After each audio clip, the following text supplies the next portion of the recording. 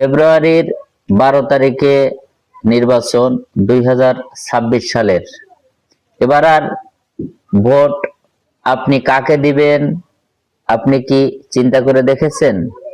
আমি মুফতি সরওয়ার বিন কাসেম, আমার ভোট আমি দেব দাড়িপাল্লা রিকশায় আর দেব শাপলায়। আপনার ভোট আপনি কাকে দেবেন চিন্তা করে দেখেছেন?